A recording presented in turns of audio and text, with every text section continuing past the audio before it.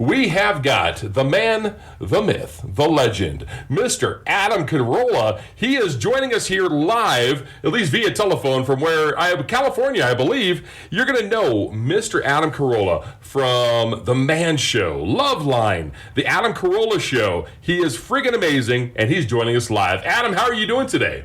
I'm doing well. Thanks for having me. Thank you so much for being here. We greatly appreciate you. So you're coming to Colorado. Yeah, I think I'm there the 8th and 9th. You're very close. 9th and 10th is what I got you down for. 9th and 10th. Absolutely. 9th and 10th. You're just checking to see if I'm on board, aren't you? Well, I'm actually doing a few shows in Colorado. I'm all over the place, so I wasn't sure which dates I was in Colorado Springs, but... Oh, that's awesome. Where else are you going to be?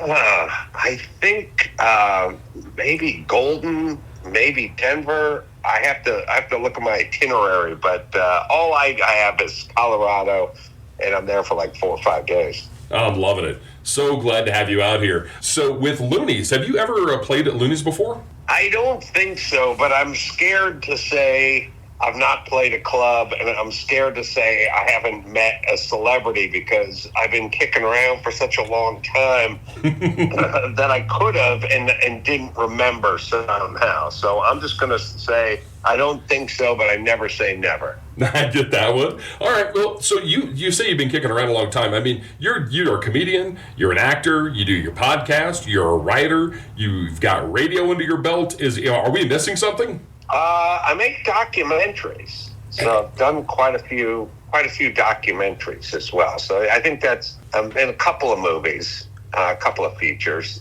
But yeah, I think that would cover it. That is incredible. You've done so much. So out of all the stuff you've done, do you have something that really stands out to you that, you look back and go, my God, I'm proud of that? Or it's just one of those core memories for you? Yeah, I look back on certain things. Actually, I was just doing some shows in Vegas last weekend, and I had quite a number of people come up to me and go, oh, I listened to Loveline, and I go, oh yeah, I remember, back in the day that was good. And they go, no, I listen to it now. I just listen to I listen to the reruns, and I had quite a few people say they listened to Loveline like my kids watched Friends, except for Friends wasn't on when they were younger. But they all saw The Office and Friends, and just like I would see The Honeymooners and I Love Lucy and stuff. Right. and so, but I never thought someone would do that with a terrestrial radio show. But then I realized, entertainment is entertainment. Yeah. My kids didn't care if they were watching The Office first run or The Office 10 years later. They just thought they were watching The Office. Right. Because they were, and The Office is good. So I never thought anyone would do that with a radio show. But I was flattered and found it interesting that people are listening to Loveline in real time now, just listening to the archives of something that's 25 years old. Which is incredible, but it's also that good.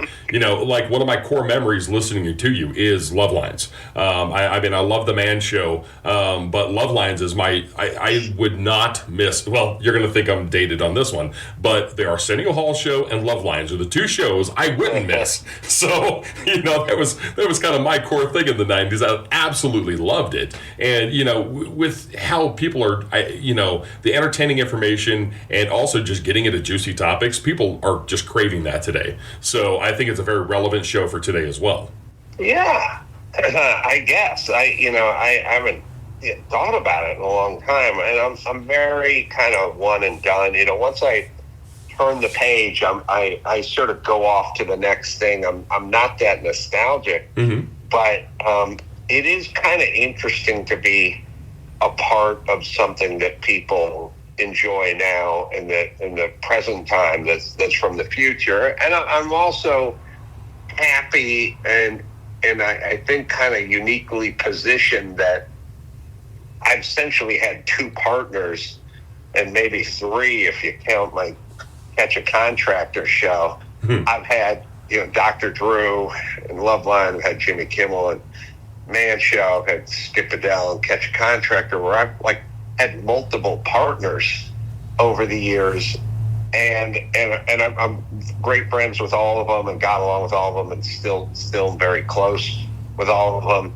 And that's an accomplishment in Hollywood, because most people can't claim that, especially in the comedy realm. Yeah. But it is kind of interesting to be known for two shows with two separate partners, you know? Yeah, that's like lightning in a bottle twice. You don't get that often. You've definitely been blessed with that, that's for sure. You know, you just touched on something. So you said, you know, you're not nostalgic, and you once you go past it, you go past it. It actually, I was listening to an interview that you were doing. It was over in 2017 at Southern California University or something, and you were talking about social media. And so your quote with that was, does it make you money, and does it make you happy? And if the answer is no, then you move on from it. And is that kind of relevant with a couple of different parts of your life?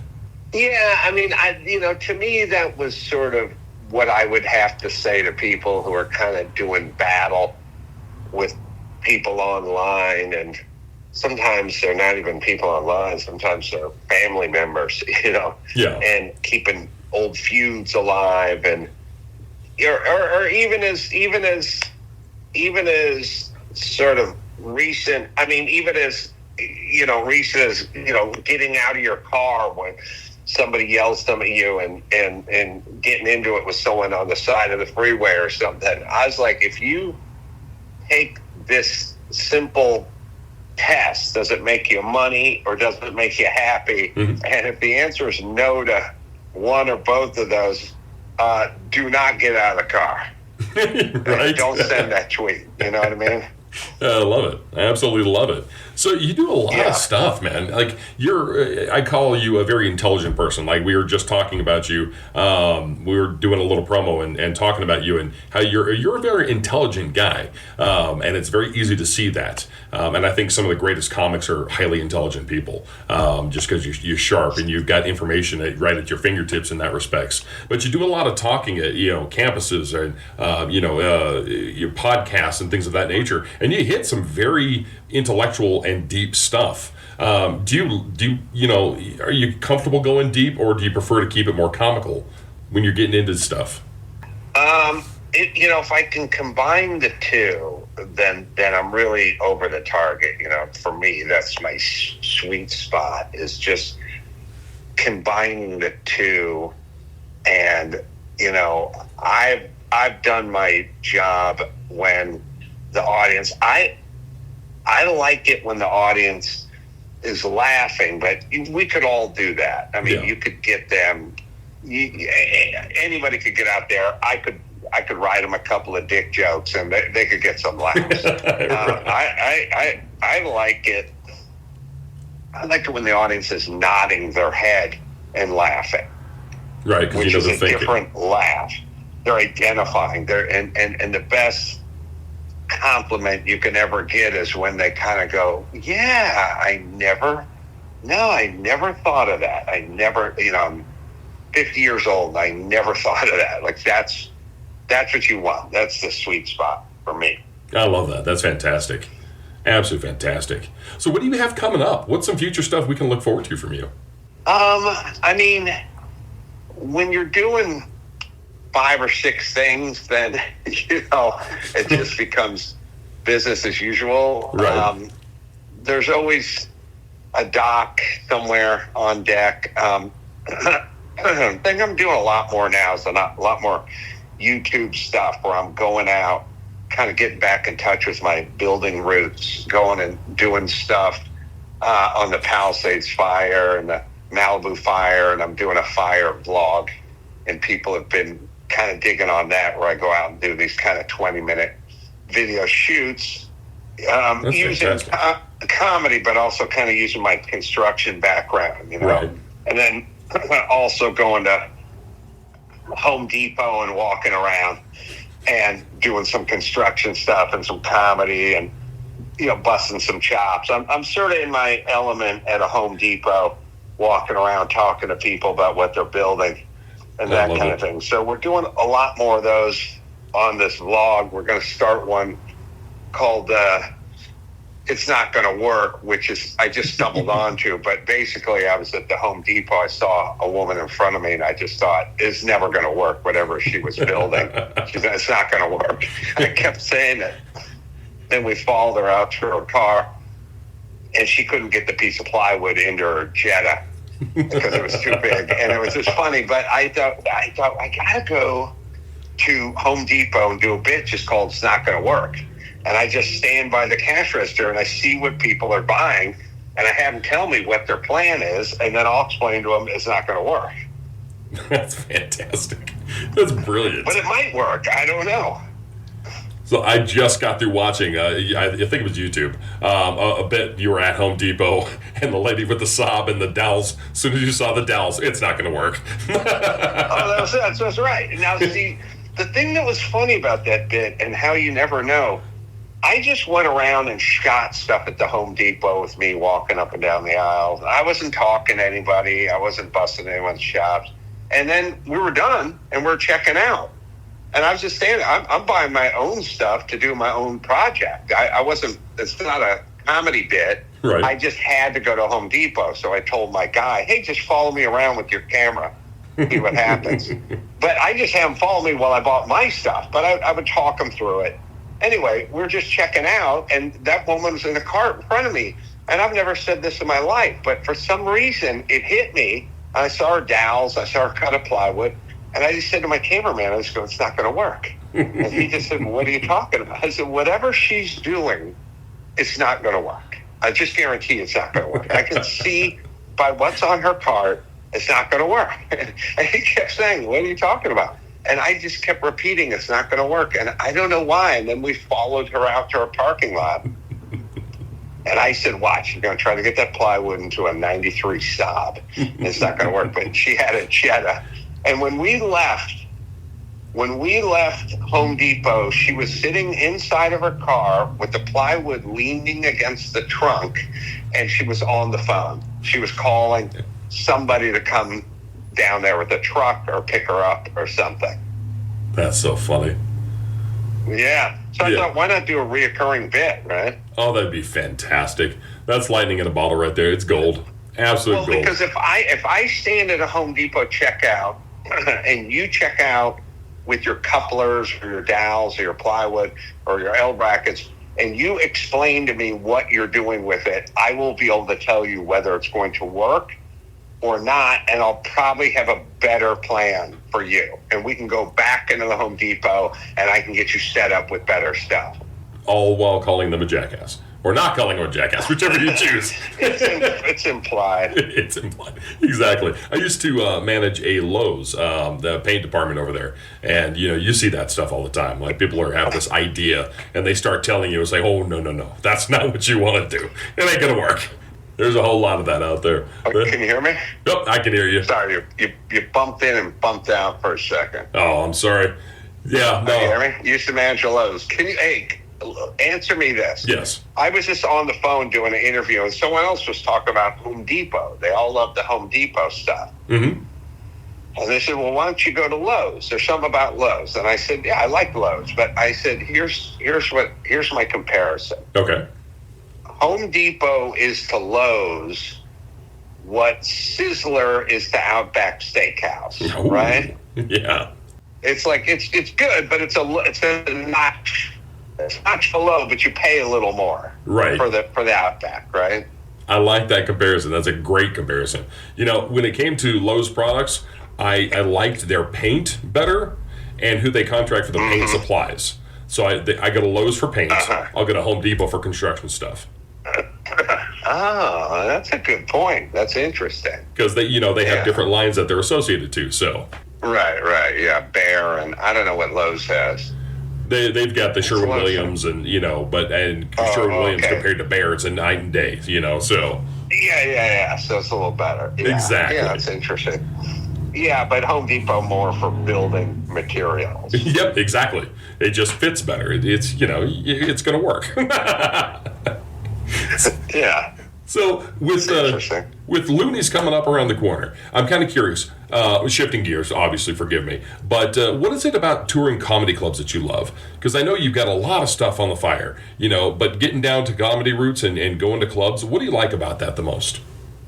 I read a tweet today because for me, a lot of reaction for me is, oh, you're doing stand-up? I didn't know you did stand-up. And, I'm known as a radio guy or a TV guy or something guy, Home Depot guy.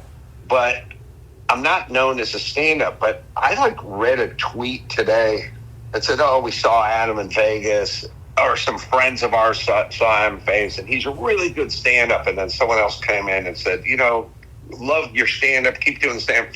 And I was so proud because I've never been thought of as a stand-up, and I wasn't a stand-up, but I made myself into a stand-up over the last decade, basically. And that's a community that's hard to get a lot of respect in because there's so many stand-ups. And last thing you want to be is some sort of converted actor who's doing stand-up. I'm happy at my age to be out there playing the clubs, playing the theaters, and being a stand-up, not an act, not an evening with Adam Carolla, and I tell stories about the man show and show slides, but a stand-up. That's awesome. To touch that, so Tom Arnold was out here recently over at Loonees, and I love Tom Arnold. He's a great guy. I've met him a couple of times, and he is he's a really great dude. Really cool to talk with. But his stand-up routine was just basically telling stories about his life. Just sitting there. This is what I did on this day, and he'll try to find something funny to highlight out of it. But that's kind of what that is. There's some comics or people that do shows that they're just storytellers and try to find something funny. I think it sounds like you've got actual material. You're a funny dude. I mean, every time I hear you talk, you've got something funny to say, and it's inadvertently or not. You're a funny guy. So, well, so that's exactly what I'm saying. There's a lot of stand-ups who are names who you knew as names who can go up there, and it turns into an evening with Tom Arnold. Yeah. Right? It's not catch stand-up Tom Arnold. It's like an evening with Tom Arnold, and which is fine. I just didn't want to do that. I wanted to do stand-up, and I started out doing an evening with Adam Carolla. But I said, I don't want to just get up there and tell stories and also, it becomes like, tell all these old Jimmy Kimmel stories or Love Line stories or something like that. Right. The audience likes it. I'm just like, I want to go up there. I want to have an act that I could literally give to another guy, and he could go up there and get the same amount of laughs. But let's be real. There ain't nobody like you. Well, I just mean a joke that I could do, you could do, or the receptionist in your building could do. That's awesome. Absolutely awesome. Adam, this is so much fun. I appreciate you so much. I cannot wait for the show. Would you like to tell everybody how they can, check out your upcoming stuff and what you're a part of? Like, how can people reach you or see what you're up to? You can go to adamcarolla.com and you can hear the podcast. A bunch of great guests coming up real soon. Louis C.K. is coming up early. Oh, nice. In January, and some other good names like that. And if you click the thing that says live dates on it, it'll just tell you when and where. I'm coming all over the country. Fantastic. So folks can go to adamcarolla.com and they can see your upcoming Colorado shows and everywhere else across the country. Yes, they can. Man, I am loving it. Hopefully we'll get a chance to say hello at the show. If you got the time, I would love to say hi. Yeah. And you are always welcome to call in here, my friend. If you ever want to stop in the studio, you're welcome here. We're happy to have you. You're freaking great. We love you here. Yeah, thanks for having me. Oh, my friend, it's been an absolute pleasure. Ladies and gentlemen, Adam Carolla, he's going to be at Loonees here in Colorado Springs, Colorado on the 9th and the 10th. You got one Friday show and 2 Saturday shows. Go get your freaking tickets. You don't want to miss this show. It's going to be freaking amazing. Get all 3 shows. It's going to be great. All right, guys. Thank you very much, Adam. I'm so grateful to you. And then here at gnarly101.com, y'all keep tuning in. We're going to re-air this on Wednesday during the Driving with Your Eyes Closed show. And keep your eyes peeled for future promos from Mr. Adam Carolla. We are going to turn it right back to the tunes. We appreciate you, and hopefully you have a great evening.